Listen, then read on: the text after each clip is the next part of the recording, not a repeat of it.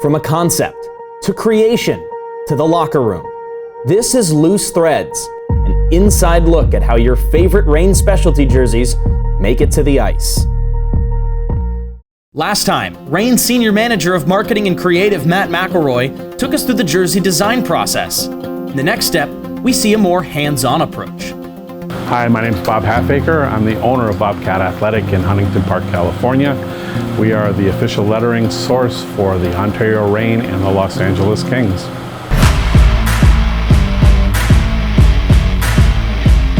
I've been doing this since 1986, before Wayne Gretzky got here, a long time. So it was a part-time job out of college that I never left. My favorite Reign warm-up jersey, way back to year 2 in the East Coast League.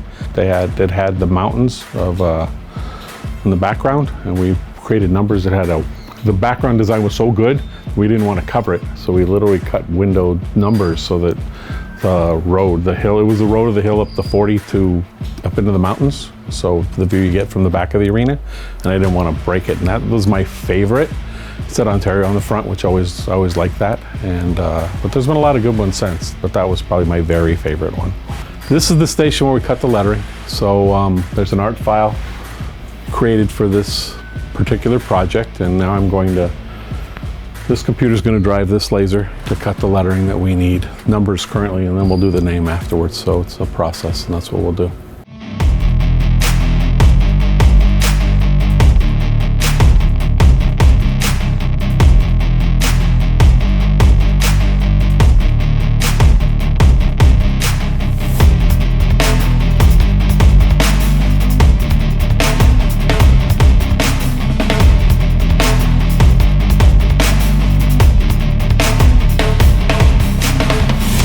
Numbers are cut. They're ready to go. With this project, we're doing something called Kiss Cut. So we try and match the colors up to make them most vibrant. So the yellow is the more vibrant color. Jersey's black, so I want to try and get the yellow away from the black so that it pops. So we kiss cut it, and I literally peel out the reversal so the gray shows through. And so if it was stacked the other direction, the yellow wouldn't be as bright when it gets to the finished project. Okay, we've cut the lettering, I have the jersey. Here's the heat press. I'm gonna put all 3 of them together and get it ready to go.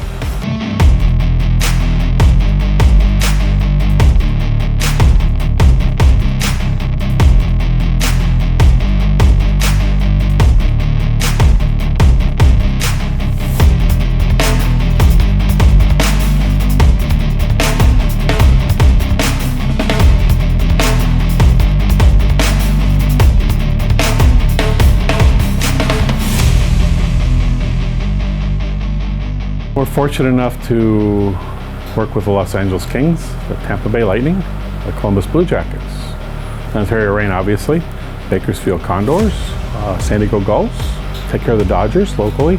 We do a lot of help for visiting teams throughout the year. That's the majority of our customer base. That's my background, the company I used to work for. We did movie wardrobe. From mid-80s till 10 years ago, pretty much every sports movie you saw passed through my hands. Miracle was a movie we worked on.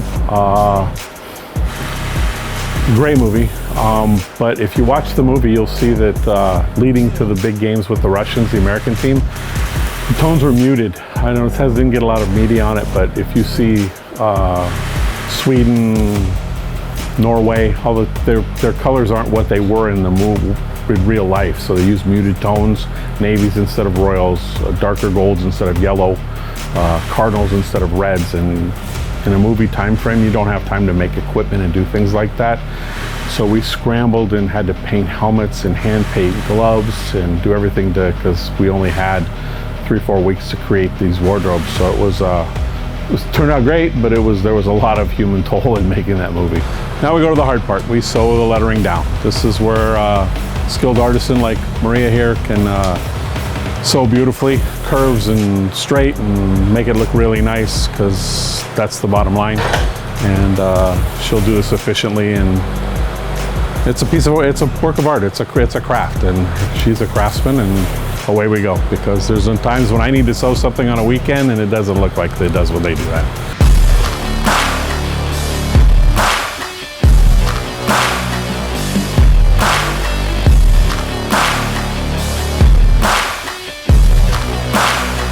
produce one single jersey takes almost about half as long as a full set of jerseys. It takes longer to sew a full set of jerseys, but the process of cutting the lettering, pressing the lettering, especially when they're random individual jerseys, is very time consuming. A full set of jerseys, you saw us cut a single. Had we cut a full set of jerseys, it would have been the whole sheet covered in numbers, would have been 8 or 10 cuts in back numbers, 8 or 10 cuts of sleeve numbers, 2 cuts of letters. It would have stacked up pretty fast. We would have cut in a couple hours, gotten the lettering ready for a full set of 20, 25 jerseys. My favorite part of the process by far is the design process. When Matt sends me designs and I tell him how terrible they are, and he comes back and fixes them so they look good, and then we make a jersey that looks like this. I mean, it never starts like this. The first art is usually horrible, and but we get there, and he listens, and that's why he's a good designer. He works with people that have experience, and then we end up with something cool. I mean, it looks like a fireman's. I mean, the crest is great, and the colors, and oh, this is a great uniform. We have quite a few challenges in the process. Manufacturing process, because hockey season happens in a small little window, so sometimes uniforms don't get it to us till 2 or 3 days before they're worn. That always upsets the apple cart. As long as we can plan for it, we can usually work a little overtime and schedule it out, but hockey's such a tight window, and you try and take care of all your teams as best you can, so it gets a little tense in here at times if everybody has a Hockey Fights Cancer game in October and they're all 7 days apart. We can knock out usually a set of jerseys a day. That's about the rhythm we can do, sometimes a little more if we're efficient.